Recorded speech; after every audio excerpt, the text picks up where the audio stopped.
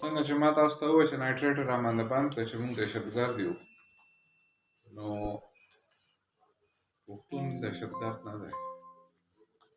پختون یو ډېر ماډرن ایډیالوژي ته ویل کېږي. موږ دا بدقسمتۍ دی چې موږ ماډرن ولګیارټي ته وایو. ماډرن دا دی چې اوپن ټو نیو آیډیاز.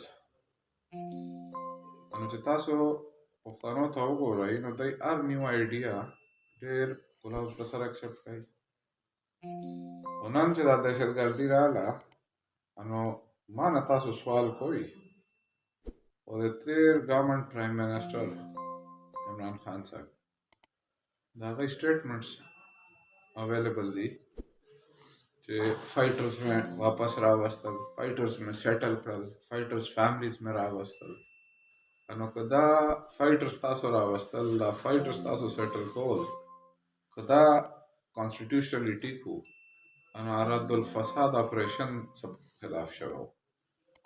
نو زمونږ د پرایم منسټر عمران خان او دې نه پریویس ټینیور کې پرایم منسټر یوسف رضا ګیلاني دور کې چې رد الفساد اپریشن وشو نو دا سټیټ خپل دوه پالیسي سیلف کانټرډکټ کړي دي. نو زما دا اوپینین دی چې په دې باندې یو ټروث اینڈ ریکنسیلیشن کمیشن پکار دی چې یا رد الفساد اپریشن غلط و دا ولې وشو، او که هغه ټیک و نو دا ریسیټلمنټ ولې وشو. نو په دې کې یو پالیسي خو غلطه وه.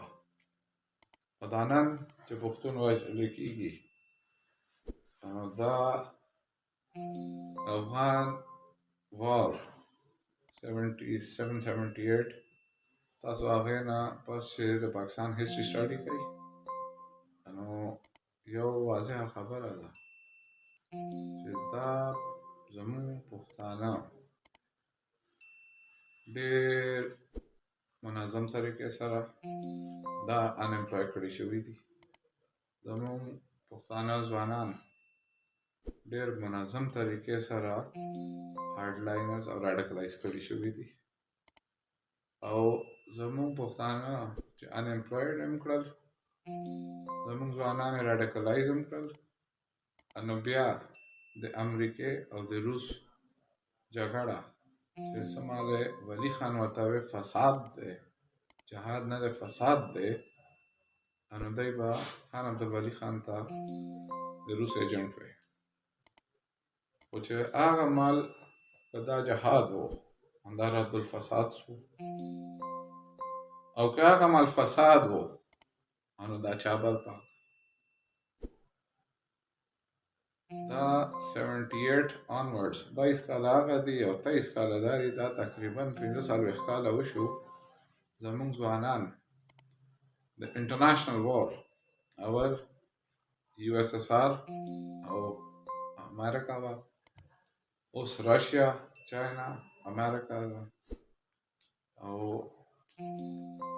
اویل وارو، افغان وارو، چې هر څه ورته ووایئ الټیمیټلی د وارز د جګړو لپاره چې کوم فیول پکار و د دې ایندھن چې و ان بدقسمتي سره زموږ ځوانان د خشاک په ځای دا بل شوي دي. بدقسمتۍ نه زموږ د ځوانانو لاس نه قلم اخیستی شوی، ټوپک ورکړی شوی. نن موږ بدامنۍ ته تیار نه یو. نن هر کس روزګار غواړي، روزګار بالا راځي چې امن وي، نو هر کس امن غواړي. امن او روزګار دواړه بالا راځي چې تعلیم وي، نو هر کس تعلیم غواړي. تعلیم، امن، روزګار به هله پراسپر کېږي چې کمیونیکیشن نیټورک وي، روډز غواړي. نو نن دور بدل دی او زما نه دی خیال چې څوک نور دې ته تیار دي چې د انټرنیشنل کمیونټیز د انټرنیشنل وارز زموږ بچي ووژلی شي. Thank you, sir.